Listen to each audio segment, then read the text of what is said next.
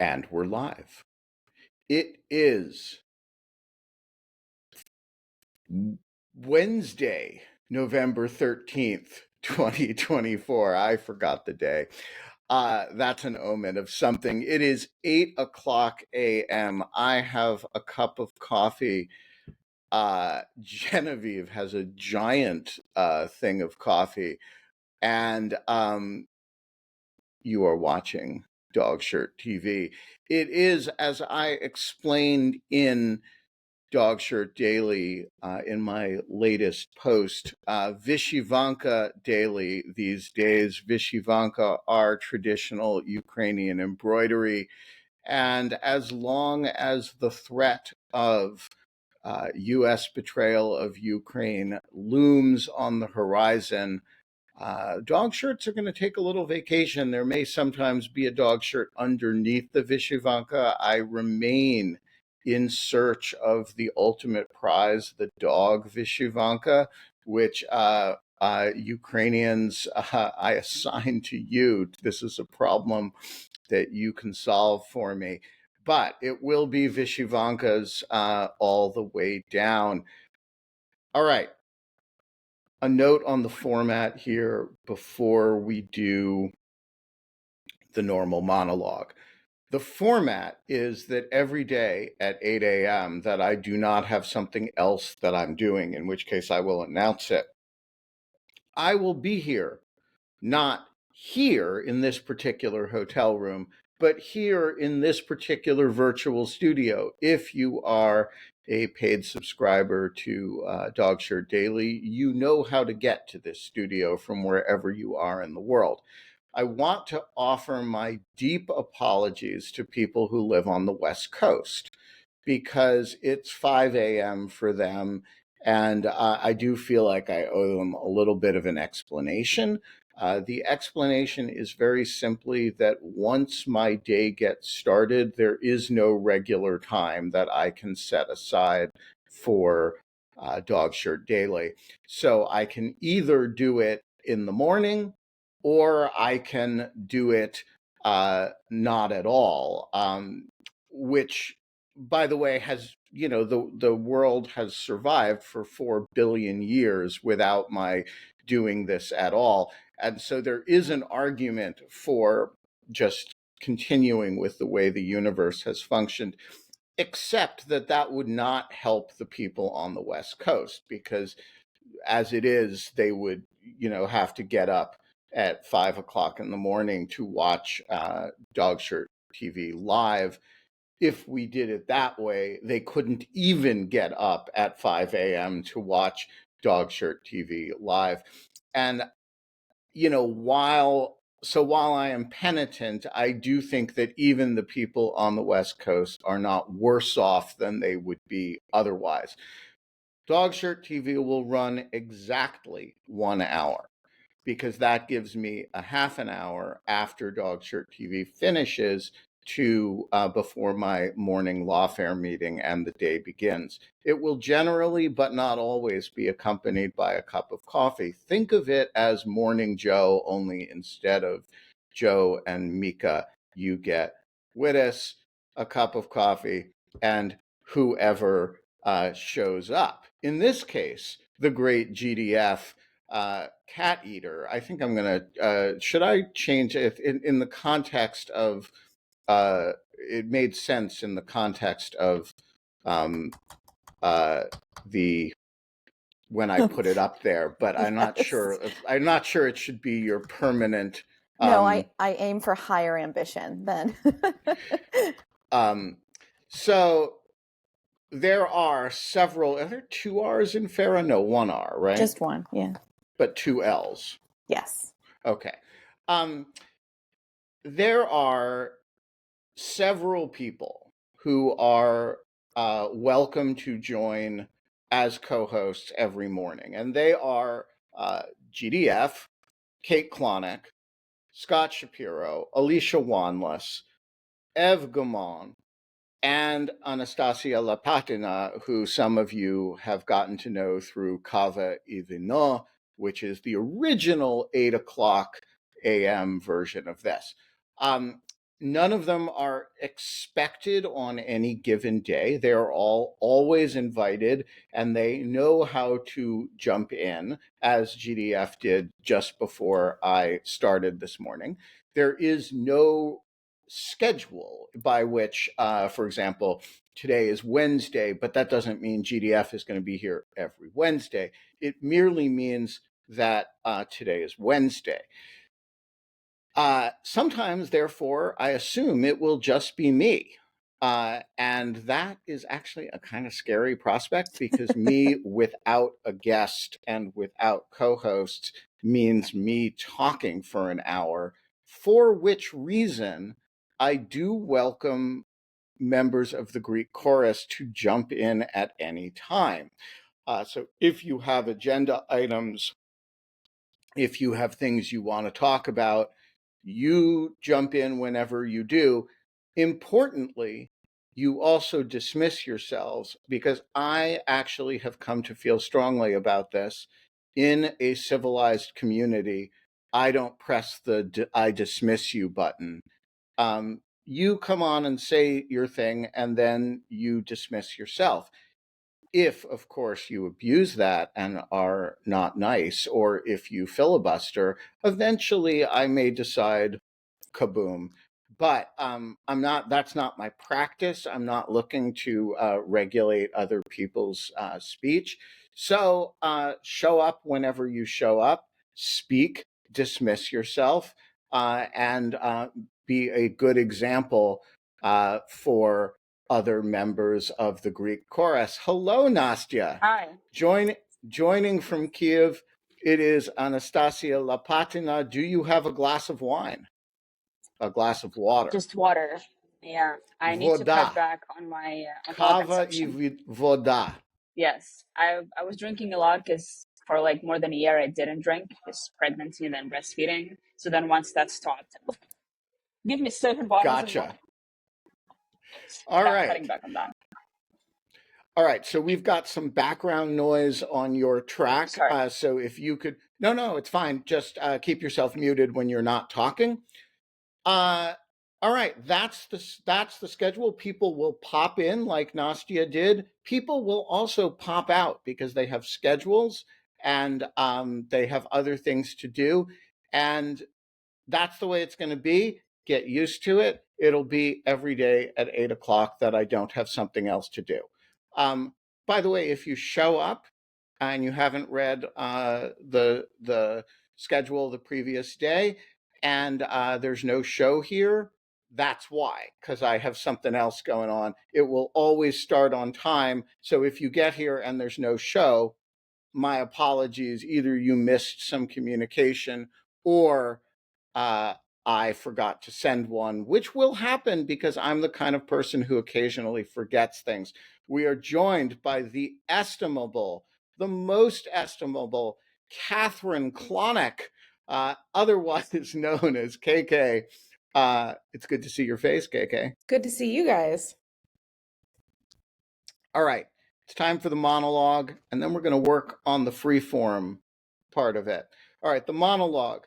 Until yesterday, the slogan of the new incoming Trump administration was, "It's not as bad as it could be."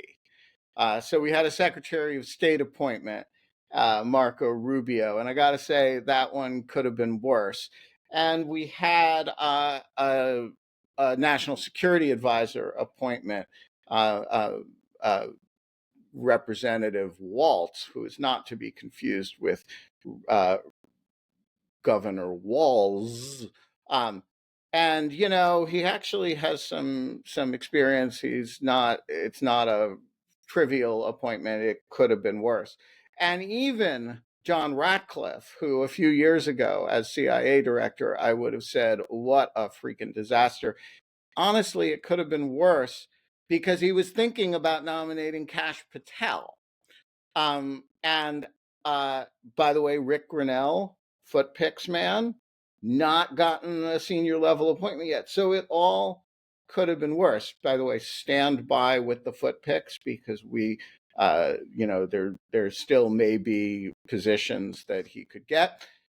But then yesterday evening, the president-elect announced that he was nominating a Fox News commentator named Pete Hegseth to be the Secretary of Defense. And the New York Times, in its typical understatement, described it as not a traditional appointment or not traditionally qualified. So let me just say, I don't know, I haven't read any of the commentary about this, but this is the most dramatically underqualified person, I think, who's kind of ever been nominated for this position, at least in the modern era. I can't tell you who, 19th century presidents in times of peace nominated to be Secretary of War. But this guy's principal qualification, other than having been a line soldier, is that he is a commentator on Fox News, where he has advocated for war criminals. And I just want to say that is not a good set of qualifications to be SecDef. That building is one of the most complicated bureaucracies in the world. And it is, giant. It controls huge stockpiles of people and weapons deployed all over the world, some of them not quite to the places that I would like, but and it requires, to do that job even remotely well, a lot of sophistication about the people and the building and the deployments of U.S. forces around the world, as well as the interests of the United States. So I want to say that this appointment represents, I think, if it happens, the first real test of Senate Republicans and their willingness to push back against Donald Trump in anything meaningful. I'm going to, because I'm not 100% confident this is real, as opposed to the sort of head fake that Trump sometimes does, I'm going to leave my thoughts on it there.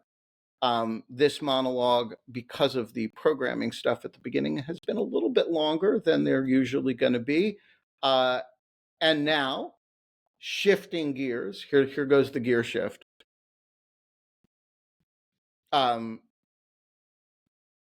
What's on your all's mind? I'm a little surprised that you left out Kristi Gnomes' Department of Homeland Security nomination. Well, because that one is a complicated one, because she has is expertise in running a small underpopulated state and shooting dogs in gravel pits. Yes, she is radically unqualified to be. It's a different complicated bureaucracy. It's a, but it's also one that, So look, I did not list her among the "it could be worse." I also think the consequences of having a bad figure in that role are relatively low, in the sense that Donald Trump is going to be they're going to do a giant roundup of, in one way or another, of people who they want to deport. The question is really whether they do that competently or incompetently, whether they do it in a fashion that is, susceptible to legal challenge or not. And I'm not sure that, I'm not sure that's not nearly as important to me. I will be opposed to it whether they do it well or effectively or badly. It's not nearly as important to me as, for example, whether U.S. deterrence is properly managed or improperly managed. The Secretary of Defense has a lot to say about, for example, the mechanics of U.S. support for Ukraine. I care about whether that's done well a lot. if DHS is bad, DHS has been badly managed for most of its history, actually, and the consequences to the nation have been manageable. But yes, that is a terrible appointment.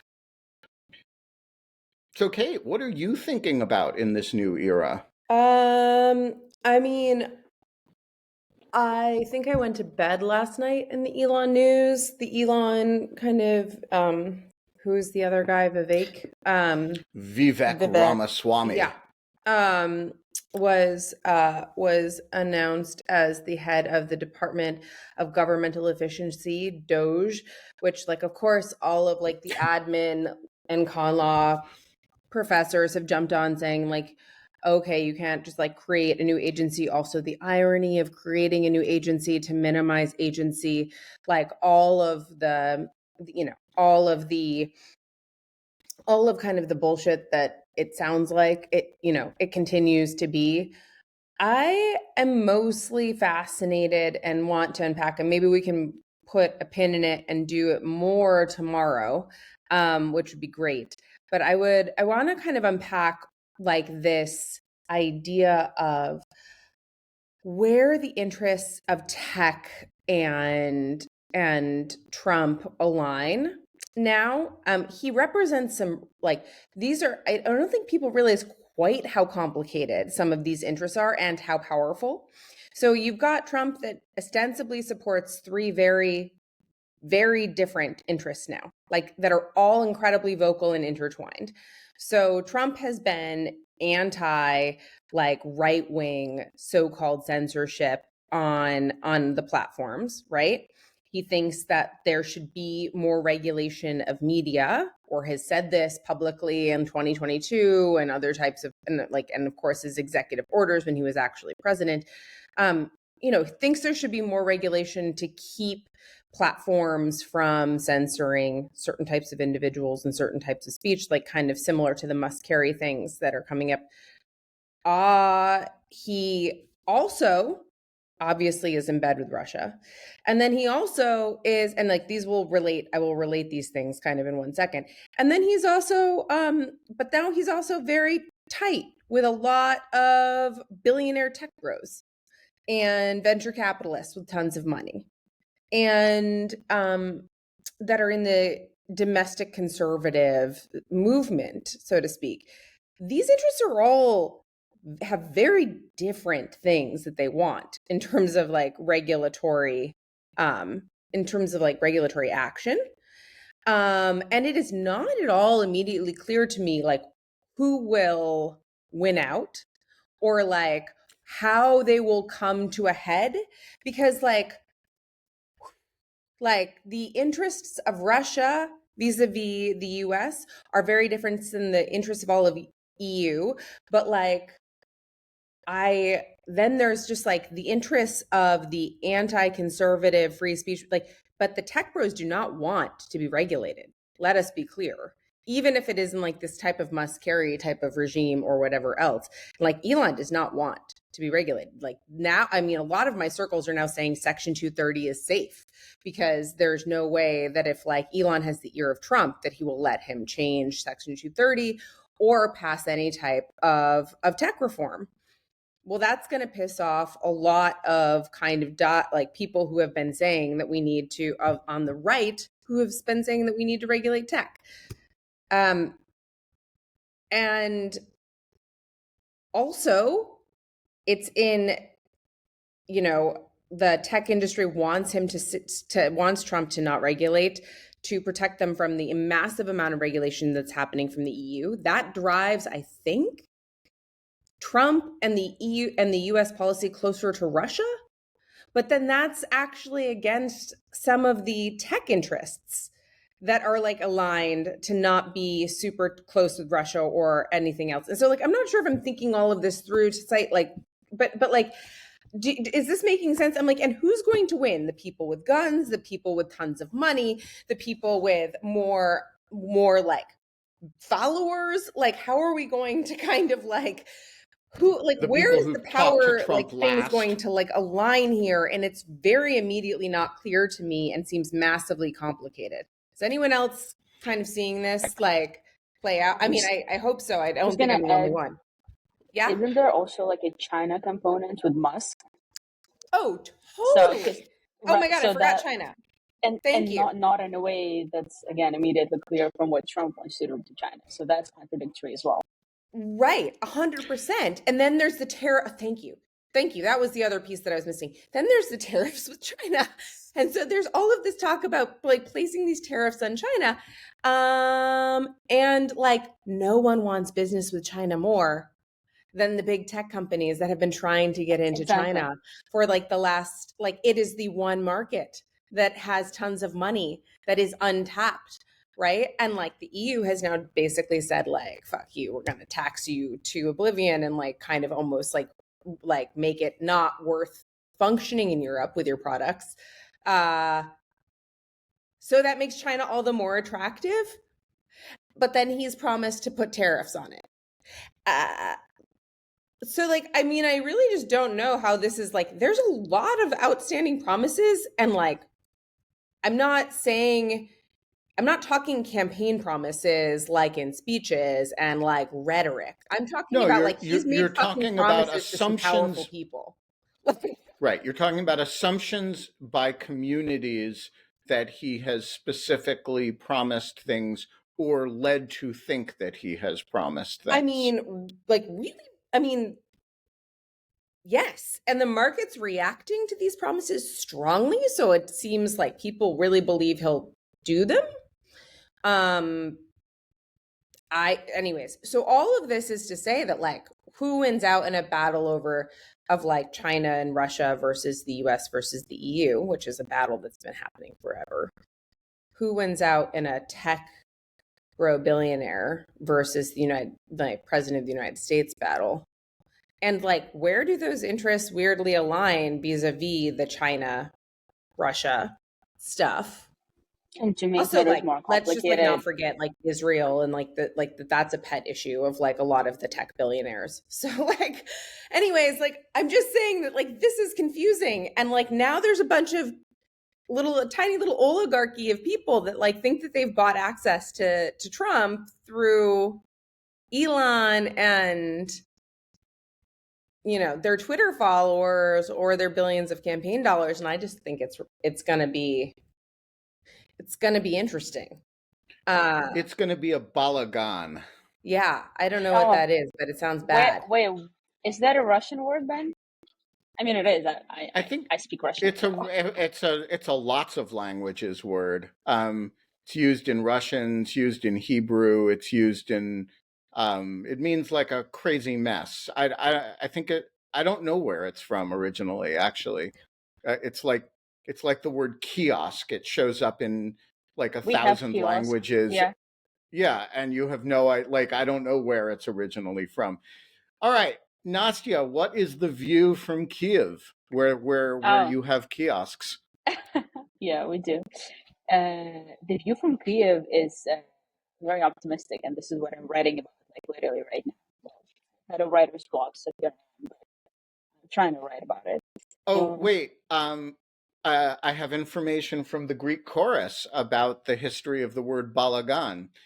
Balagan is a word with a history having come to Yiddish via the Slavic languages, where it was borrowed from Persian. In common Yiddish and by extension English and Hebrew parlance, Balagan is a state of chaos, disarray, and confusion. It's related to the English word balcony. The original Balagan was the wagon used by traveling performers. Harkavi's 1928 Yiddish-English Hebrew dictionary defines it as a show booth or tent. So there you go. It is the reason it's in every language is that it migrated from Persian to the Slavic languages, which is a whole bunch of languages in the region, to Yiddish, to English, and Hebrew. So there you go. Nastya, I interrupted you. No, that's fine. I was just gonna say that everything that Kate just said is extremely complicated, and then from a Ukrainian point of view, it's even more complicated because a bunch of Ukrainian politicians and people and thinkers are actually quite optimistic about Trump.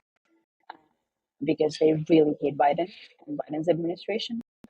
And so they think that they can play the smart game of like tying Russia to China, like to show to Trump that, if you want to counter China's influence, you have to counter Russia's influence because they're in that. And, it's this whole web of like manipulation that the Ukrainian government is going to try and like do now, basically to persuade Trump that like helping Ukraine is in his interest.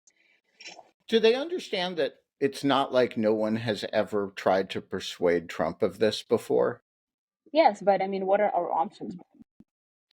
Like what? I don't know. But like having no options is a little bit different from being optimistic about Trump. Well, I mean,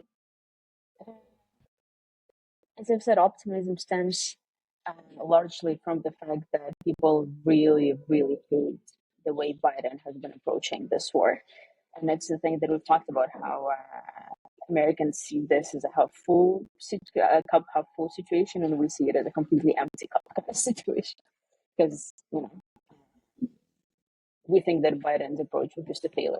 And so in that way, the way Ukrainians have been reacting to Trump's election is pretty much just how half of America has been reacting to the election. Like, we are just like sick of the current administration and we want radical change. And so like that's the overwhelming emotion, just like half of America. So that's where that what percentage of, I mean, obviously it's not a polled issue, so this is an atmospheric impression, but what is your sense of the weight of opinion? Is the Trump optimism among Ukrainians a matter of like, is that a majority opinion? Is it a vocal minority? Is it a strain of a lot of different people's thoughts? How do you understand what insofar as there is an average Ukrainian, which of course there isn't, what the median opinion is? My baby is here. That is excellent. Hello, Ava. You're all bundled up. That is a very cute baby. Thank you. We tried hard. How old? 10 and 2 weeks. Nice. Okay. Where is Cece, speaking of babies? She's having her nap right now. But yeah. She just came from a nap. Yeah. Okay. So she's crying. Then I'm going to have to defer to you on Trump optimism, because I need to hear. Can I hear you? Ben? I will. Continued. And Genevieve is back. Where you've got like, what is this? Ben and his 3 moms. I feel like it's like you've got all of these women that want to hang out with you that all have children under 2. Well, I just want to point out that it's not that's only the people who showed up. It's not an exhaustive account of the there are both men and women without small babies who are on the list of people who are invited to co-host. GDF, what is on your mind this morning? Well, I'm sorry that I missed what Nastia said. My computer has died, so now I'm thinking I need a new laptop is number 1. But number 2, I've been thinking a lot about RFK and health in the United States and what's going to happen when you have a vaccine denier in charge of large swaths of public policy. And I'm also thinking about how if the U.S. becomes skeptical of science, how that trickles down across the world, and how I know he didn't care for the effect of the pandemic on his presidency, but I would really hope that he doesn't want a do-over, because I can't imagine it's going to go particularly well. So I've been reading up about that, and I don't know enough to speak intelligently on it, but I am informed enough to be slightly worried. Yeah, so let's talk about that. I assume that RFK Jr.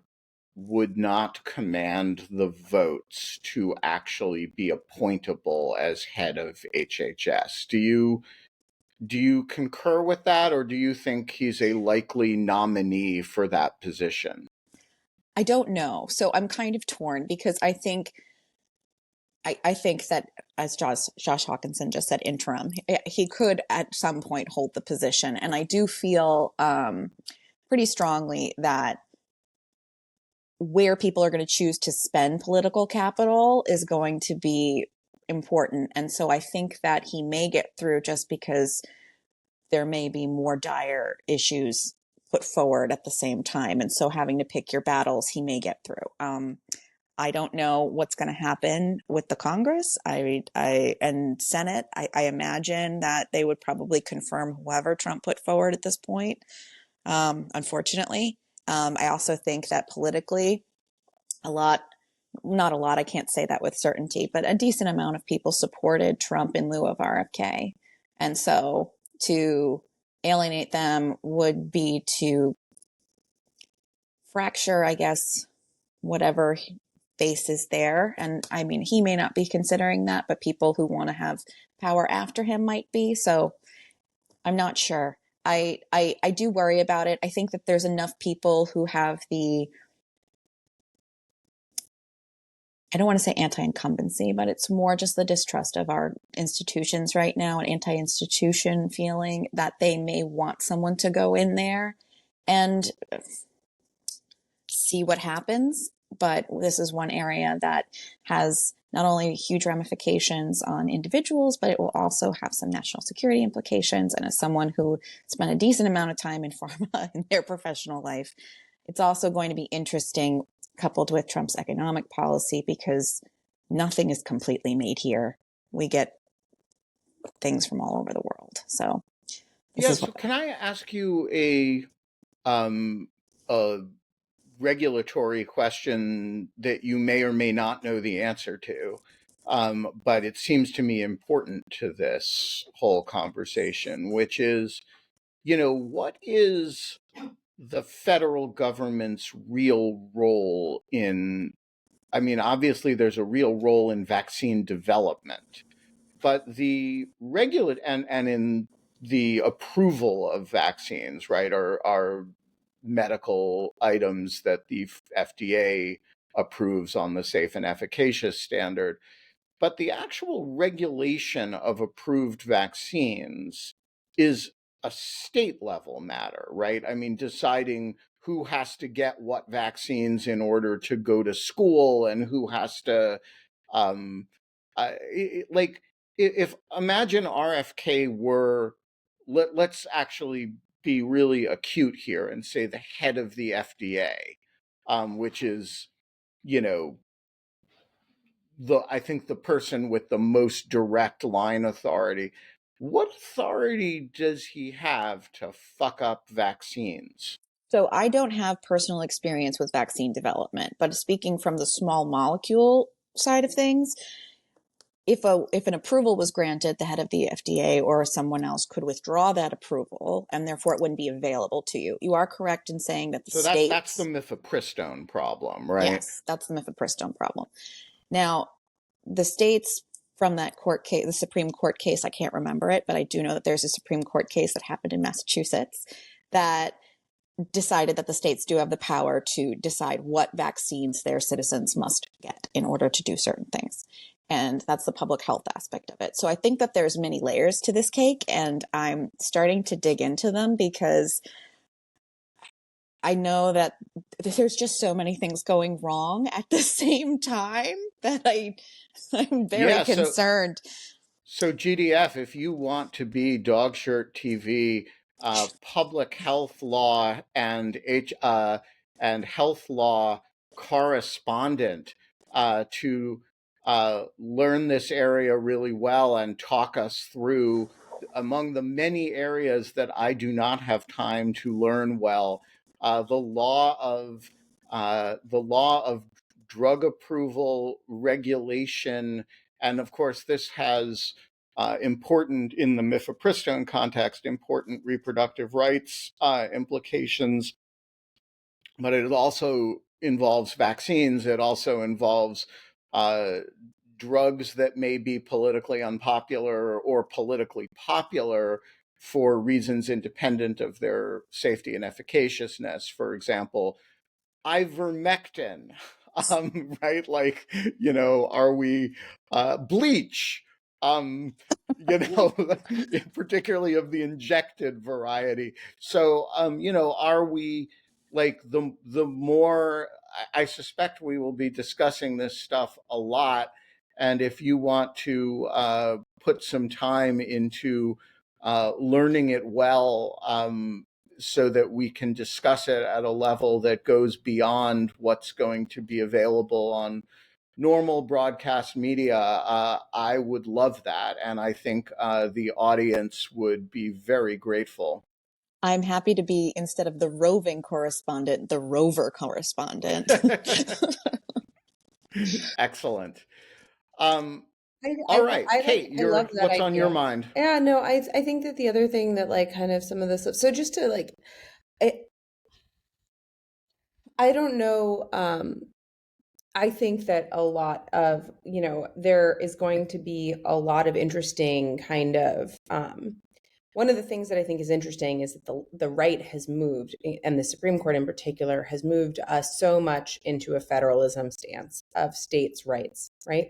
This is like the entire idea of abortion now going out to the states, and all of the discomfort that we're going through of like trying to fucking set up like rules and regulations that make sense, and how terrible this is for a lot of people. But like the one benefit to this ostensibly is that like states can still mandate, like, or the states can still control, like, that there won't be an RFK if he does. I'm hearing opposite from you. I'm hearing that RFK does not have the faith of like to enough votes to get through a Senate confirmation process. But I don't know. But I mean, that's at least kind of some of what I've been reading and kind of hearing from people like in the Beltway. But I think that the state, like if you leave it to the states, most states will actually keep vaccine requirements in play. But what I don't know is like, I don't know. I have to say that like the other day was like I had one of my first moments. I wish Ev was here because she had some fun eavesdropping on French in Paris. But like I was eavesdropping for the first time and like listening to a bunch of people talk about the election in French and talking it like, just saying how like je ne comprends pas les Américains. I don't understand these Americans. Yeah, and I don't understand these Americans. Sorry, I was going to translate Yes, for you, exactly. but And you're like, doing it yourself. and just kind of this idea, there is, yesterday I was like at Pilates or something, and like somebody came over and was like, well, in French, this was like like he was like, France is 10 to 20 years behind the US, so it'll just happen here eventually. It just seems to be like, and not to relate this kind of back to tech and social media, but I do think that there's this interesting piece to kind of like all of this that I would love to dig into, which is the decline in a facts-based environment, the rise in a feelings-based environment, and this being borne out as fate may have it by big science experiments. I will not mention one that I'm particularly interested in coming out soon. But there is a lot of kind of great data that's been happening over the and some empirics that have been happening over the last 6 years of studying kind of social media that are just like feelings are impervious to facts. Feelings are impervious to facts, and feeling. You mean feelings don't care about your facts, yes, Kate? exactly. Or like, don't bring facts to a feelings fight. And I think that's that reality is like something that I do think is a huge thing that I see elites, myself included, struggling with right now to like make sense of all of this, like the election and everything else. Is like, I'm like, you don't have to make sense of it. This is how people feel. And like a lot of their feelings are contradictory. They don't all match up, but they make sense in their weird, like they're rational within their, like in their particular worldview. So it like might not make sense that they're a young mom who is voting for a person who's against vaccines when their kid like is like immunocompromised, right? Because maybe they're like, maybe they're pro-Palestine and believe so strongly that like, that there's all of these conflicting kinds of ideas that like, or maybe they just hate the system and want to blow it maybe up. they just And all they're it's concerned about actually is right now is buying a house, right? And they think it's Trump will be better non-issue for their specific, right? exactly, for the economy, and that's just like all they care about. And I do think that this is kind of like an interesting kind of thing that is, a paradox of democracy, which is that, democracy is very like, there is a thin line between democracy and populism, like, and actually maybe not one at all anymore. And so like, I think that that's, and I mean that sincerely. And I think that that's really uncomfortable. But it's also something that like, there have been a lot of structures that have kept it in place. And like, I don't know that those structures are going to exist going into the next, 20 years. I don't know if they're going to exist, but I also am not so disheartened that they won't evolve. So this is where I really am trying to keep my little optimist cap, because there were a couple of days there where I was not in good shape. A lot of tears. I'm sure everybody else had the same experience or was disheartened, to say the least. But one of the things that we can learn from what you were saying is we have to then, and this sounds so hokey, but like you have to make fact appealable to people and like try to persuade them. And that's the thing that has me also scared, is when you have so many different echo chambers, like piercing those, because your echo chamber almost informs how you feel about something, because it can reflect back to you your anger, or it can reflect back to you your hope, but I don't like even like the term echo chamber. So I get it, but it's like everyone has always existed in something of an echo chamber. Like you go and live in Berkeley, you've got an echo chamber. You go and live in DC, you live in a, which is you why live it's in your going to Roman evolve, Catholic family, like you have an echo, like you have, people have their small communities. So it's not crazy to me that these are being reproduced in various capacities online. All right, I want to interrupt for a second and say a word about echo chambers. We are not trying to build an echo chamber here. We are trying to build a community of people who want conversations like this. And so there are 4 possibilities. One is you're watching this live. That's going to be the smallest group.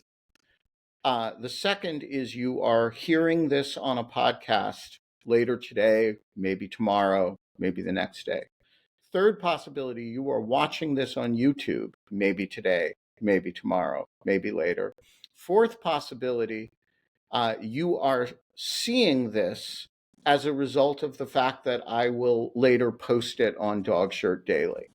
Whichever of the 4 you are, I want you to share it with somebody. Share it with an individual, share it on social media, share it on, send it to your mom and say, hey,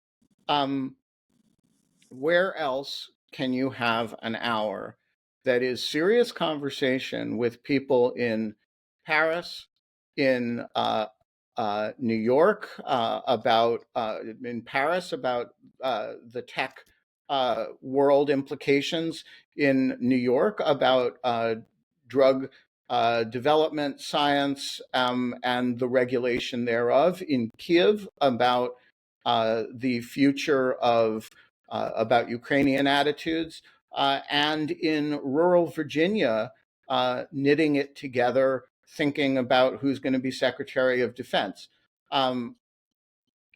We are trying to build a community that has this conversation, or ones like it, every day, that does it with good humor, that does it in an experimental fashion in which somebody can just think aloud rather than have a scripted thing and have the camera be, more about their legs than about their baby. Um, and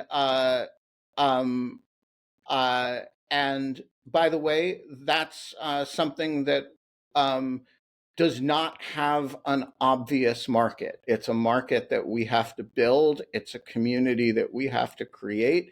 And, you know, the idea that you do live television that's baby friendly, that is not an idea that is going to be, you know, there's no producer who's going to say, oh yeah, like the coffee shop in Kiev when the baby's done with the walk is, we're going to leave that in.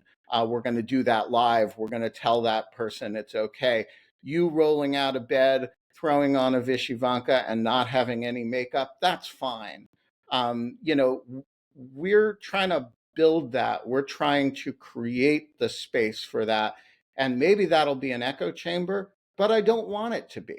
I want it to be something that a large group of people actually value and share outside of their information spaces. So I interrupted Kate and GDF on an important matter, but this is what we're trying to build here. You should help in whatever form you see this. So if you listen to the podcast, like the podcast, write a review. If you see it on YouTube, like it, share it, do whatever you do to get people to see things. And if you are a member of the Greek chorus, first of all praises to you. And secondly, tell your friends. You know, John Bordeaux used to call, in lieu of fun, drinks with his imaginary friends. And this is, you know, morning coffee with your imaginary friends. And, you know, if you imagine us, then we're real. So back to you, Kate. I was just saying that, thank you, Ben. I think that this is great. I don't know how long I'm doing a lot of teaching this fall. Or the spring, I am moving back to New York. Yeah, so that's the other thing. Hosts will drop in and drop out. Sometimes they'll drop out for months or weeks at a time. Sometimes they'll be here every day. There's no schedule. It's very blogging heads. This feels very like early 2000s to me. I'm looking forward to continuing this conversation. I do kind of want to try to unpack all of the different strands of the Elon thing. So if we can do that tomorrow, I would love to do that, because I would love to turn it into an op-ed and maybe we could write it together, Ben, or something. So I'm totally down for that. Tomorrow, let's do tomorrow on the show now. Tomorrow on the show, we're going to unpack the Elon stuff with Kate. We may also have a drop-in visit from the estimable Lisa Kaplan. Oh, nice. Disinformation specialist. So that will, we can workshop Kate's idea, and maybe we'll even write an op-ed live on the show. Although we would have to develop, we'll at least get to the point of mapping it out. Yeah, that would be great. All right. So we have 12 minutes, which means that if anybody in the audience wants to jump in and say hello, this is a great time for that. I have 1 minute. Other than that, a second, because I'm going to a meeting, but I will say goodbye. Bye, guys. Kate, you're a great American sojourning in Paris. We actually call Kate an American in Paris. Not that we ever have before, but we do now. We will see you again soon. Anytime you want to drop in. Awesome. Bye, guys. Bye, Kate. So GDF, what else is on your mind this morning? The Declaration of Independence. I'm not kidding. For justification of your intended revolution reasons, or for some other reasons? Well, so this is so corny, but I essentially have been reading the Constitution and a bunch of other things aloud to try and hear it differently and kind of hear it in the way that it not obviously the Declaration of Independence, but I just read that one aloud. And so I record it and then I listen it back to it for myself to see if there's like, because sometimes when you're reading something, you comprehend it one way, and then when you hear it, you hear it a different way. And so that was one I did. And then the other one that I recently did was Give Me Liberty or Give Me Death, that speech, which is so much better heard, in my estimation, Well, than that's read. the thing about speeches. Mm-hmm. Yeah. Sorry. That's a barn burner of a speech. It's fabulous. I'll send you the cheesy recording I did, but I had a good time doing it. I've been doing that, and also it's funny because Evie likes to hear me talk, and so she'll listen to those too. Just a programming note: Evie is not to be confused with Ev. No, Ev is an occasional co-host on the show. Evie is GDF's younger child. Mm-hmm. Auntie Ruokonen with a huge amount of background noise, completing, making us even more international, joining from Finland. It's good to see you, sort of. You're a black rectangle, but it's lovely to see a space carved out for you. Well, thank you, and I'm sorry about the background noise. There's actually renovations going at my next door neighbor, so it's so sorry. It's all right. Cool. What is on your mind this morning? Well, or afternoon for you? Yeah, I mean, I just like to say thank you so much for the consideration of doing this in your morning time, because this is perfect for me. Yeah, the West Coast is angry at me, but Europe is thrilled. Yeah, the Finnish segment is very thrilled about this timing. All three of our Finnish viewers. Yes. But I am faced with the choice of pleasing the West Coast or pleasing Europe. I choose to make the decision on the merits and let the chips fall where they may about who's pleased with me and who's upset. Excellent. But what I was really wondering about is that how are you guys holding up, really? Because if I'm worried, the scales must be I can't imagine. All right. Well, GDF, why don't you take a crack at that, and then I will do the same. And Auntie, needless to say, if you could keep yourself muted when you're not talking, the anti-jackhammering contingent of the audience would appreciate it. Well, I'm taking some space for myself. I have been thinking a lot about what our government is and why it's important and how to communicate that to children. Actually, I've been thinking a lot about that because I know why it's important to me. I know how I viewed it and how it's not quite changed yet, but how it's different than how I imagined it was, and how Americans as a whole are different than how I imagined them to be. And I'm trying to focus on listening to people that I respect and who know more than me. And the most informed people are alarmed, but they are animated and excited to work to make things better. And that's kind of just where I am. So I'm trying to figure out how I can help make things better too. So I will just say that I am okay. And I think it would take a clinician to answer the question why I'm okay. And I don't pretend to have a deep insight into, I'm not a, particularly self-insightful person.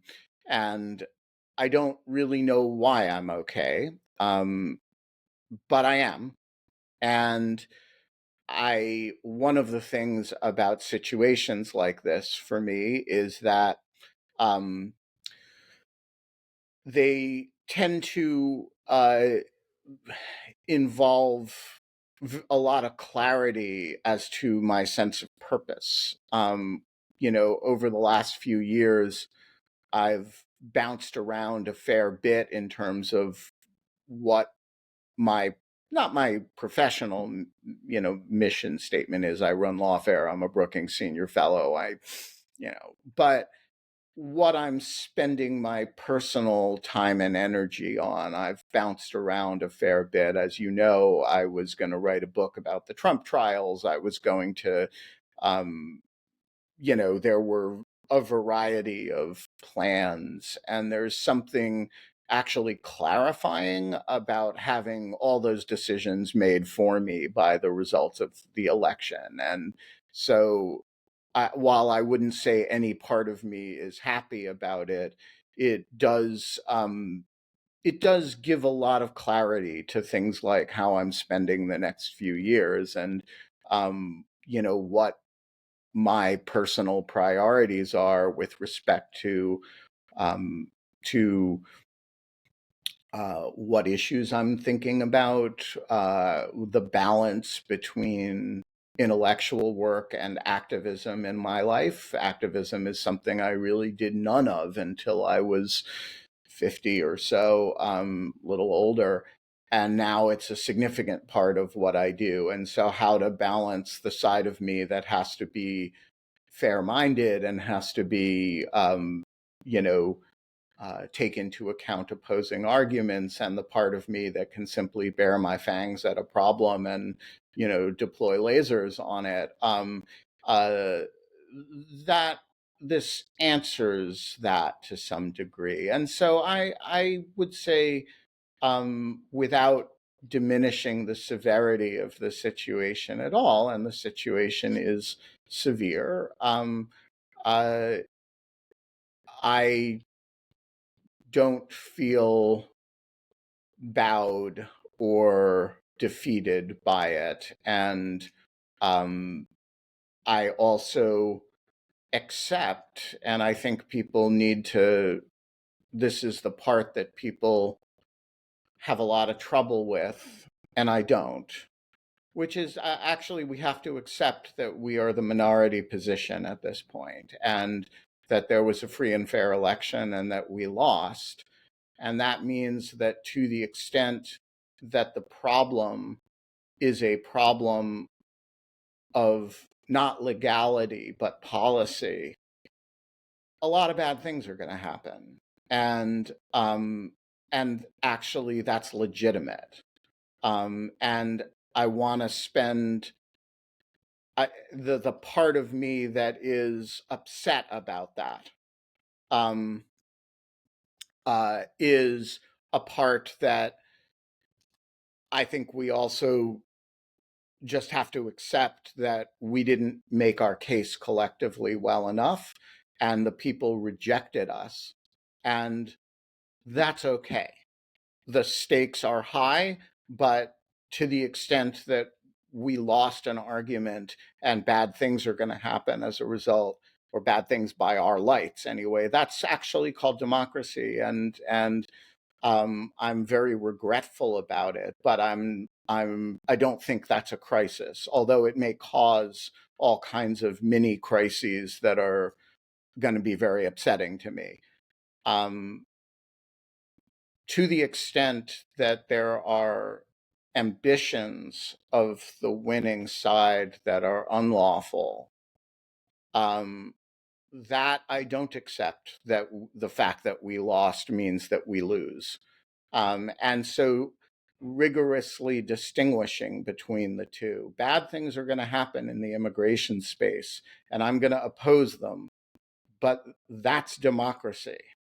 And, if bad things happen in the rule of law space, that's not democracy. That's authoritarianism. And I want to be pretty rigorous with myself about distinguishing between the things I can accept losing on and the things that I will go to the ramparts over. And a lot of that has to do with what is legal and what is not. And we will be spending a lot of time on all of those questions, including in the public health arena with our new rover public health correspondent, GDF. Look, we end on time on Dog Shirt TV because, as I say, I got to start my day. GDF, you're a great American. Auntie, you're a fabulous Finn. And we will be back tomorrow morning. We're going to write an op-ed with KK. I think we're going to have a drop-in visit from the great Lisa Kaplan. Until then, the struggle continues. A luta continua, and may the wind be at your back, and may you be halfway to heaven before the devil knows you're dead.